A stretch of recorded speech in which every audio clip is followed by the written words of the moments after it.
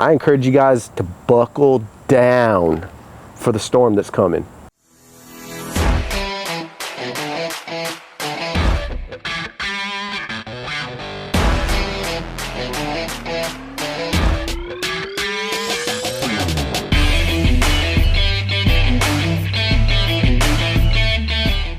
Because there's a storm that is coming, and it's heavy, right?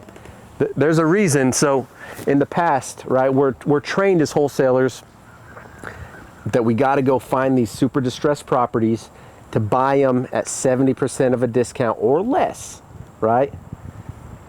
I don't want to say those days are almost gone, but it is so much harder to find great deals than it was 3-4 years ago.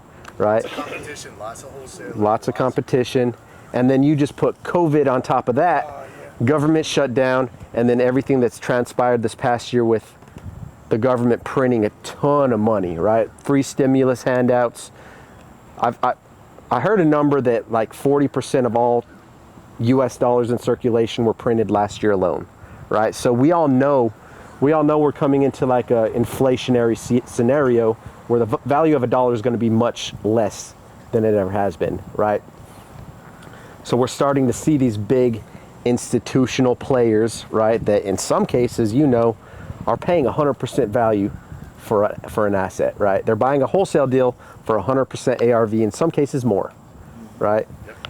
Now, when you start to see that happening in the marketplace, you need to be able to open your eyes and really try to evaluate what's going on behind the scenes. Why are some of the smartest financial minds in the world paying ridiculous amounts of money for these houses, right? And it just comes down to their hedging, hence the word hedge fund, hedging against inflation, right? Inflation is coming. So with that, doing your SWOT analysis or however you're structuring your business, you need to start asking yourself, how can I take these outside threats, right? These big institutional funds or whatever the case might be, and how can I leverage those and turn them into an asset, right? How can I either partner and sell them deals? How can we build a beast of a system around this model, right? And either bring in a bunch of JV partners that understand you have these high net worth connections, right? And streamline that. It's just the game is changing, right?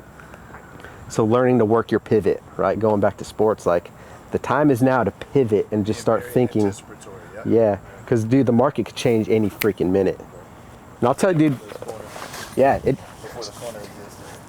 so in our mastermind group, I just put a short message. I think it was yesterday or the day before. It was a very insightful message. Yeah. It was excellent. I thought it was fantastic. So dude, my wife's brokerage, they had a meeting. They did like a sales meeting once a month.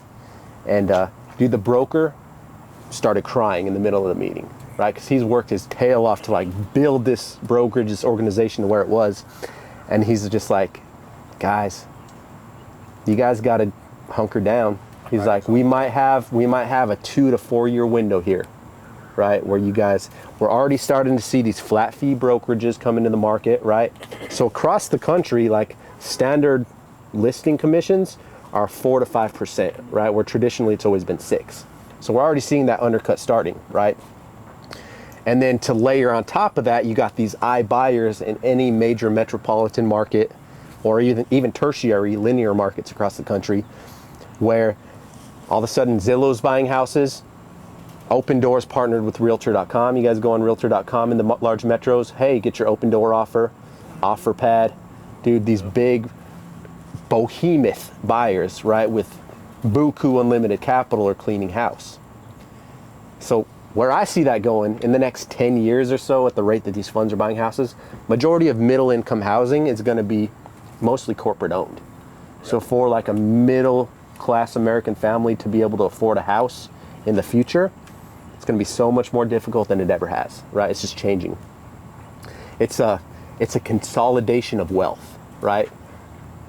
The government's consolidating, corporations are consolidating, and dude, not to get political, I'm not going to get on that tangent, but it really is like the government against small business right now.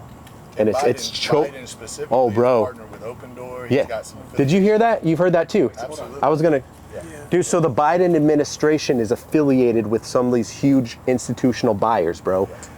And dude, so check this. Hey, to take this deeper, there was a lawsuit filed. The DOJ, Department of Justice, U.S. government, filed a lawsuit against NAR, against the National Association of Realtors, right? If that don't show you the power plays that are in place, bro, they're coming for it, bro. The government is looking to control the real estate industry. Yep. Wholesaling regulations popping up in Oklahoma City, Atlanta. Real estate license to be a wholesaler. Bro, but not just that. You got government coming after the real estate license against the NAR, right? So they want to, dude, it's all about control, bro. They want to be able to push all of this inventory towards Corporate, corporate housing. Ownerships. Yep. And remove The small real estate guys. agents, the small. They're removing small business. owners. Middle They're class. doing the same thing with all small businesses, even like it's Dude, affecting like across the board. yeah. One of my good friends, his dad, Larry Barker, we go to his lake house a couple times every summer. He owned Baker Auto Collision, the biggest auto collision shop in Columbia, right? Built it from the ground up. One of these big corporations, Gerber, literally just made an offer he couldn't refuse, right? And so he sold it. He sold out. And then John Harris, like the second biggest auto collision, they got bought out by Gerber too, right? So now all of a sudden, these corporations are consolidating, right? They'll hire these kids out of Harvard and Yale, right, who can analyze and punch these spreadsheets at a high level, and if it makes sense on paper, they're just sweeping across every industry. So if the guy you guys met earlier, which I think he showed up just before, he wanted to meet you, but he had a lunch. He's going to try to come back and introduce himself. He's Nate, our transactional funder. Yeah. Great guy, advisor on our advisory board. One of my best friends and one of our Uncle Nate, Bro. One of our great friends. The best mentor. He is an insurance agent by day, and he represents a equity fund that is sweeping across America, buying up HVAC companies. Yeah, So yeah, this yeah. is not Heard happening about that. just in real estate.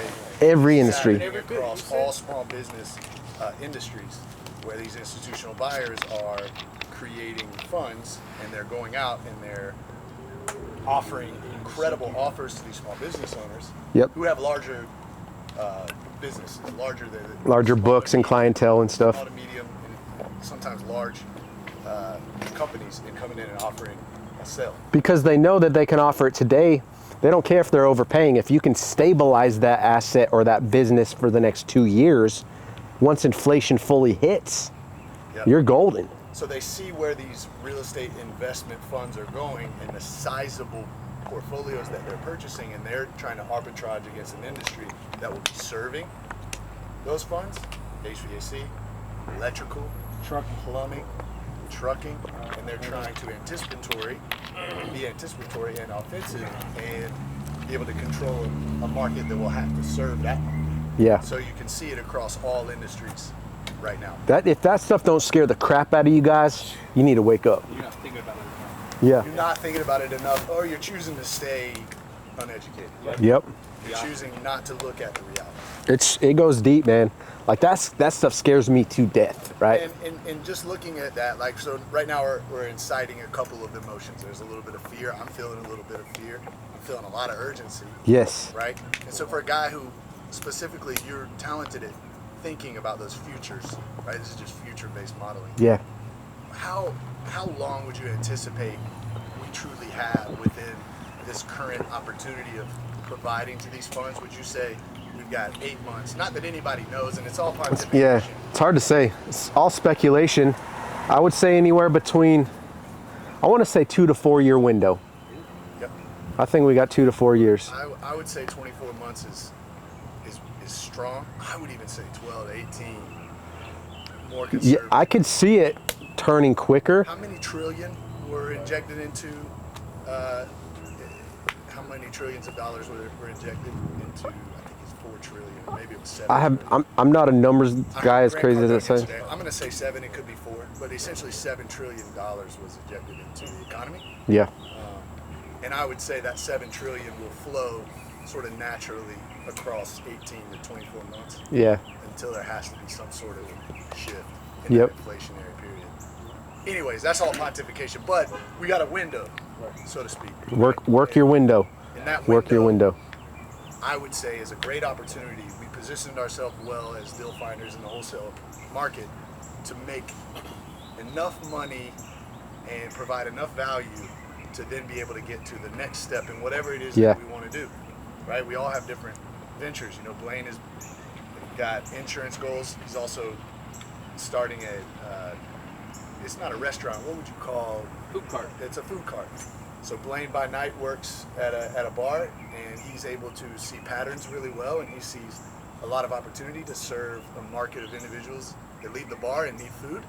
And he's got a partnership with a guy who can cook, a girl actually, right? A girl that could cook the food and literally turn customer bases at his bar and other bars that are in the area into customers in another way. So we've got a lot of entrepreneurs that have got goals and dreams to go and utilize their capital to go into the Do next it. wave of their life. Build assets, right? Figure out how you can build cash flow. Yep. And an asset doesn't necessarily have to be a physical monetary thing, right? Digital real estate is probably the biggest asset out there right now, right? If you have a skill set that you can offer the marketplace and you're not utilizing an education piece in your business, you're missing the mark, right?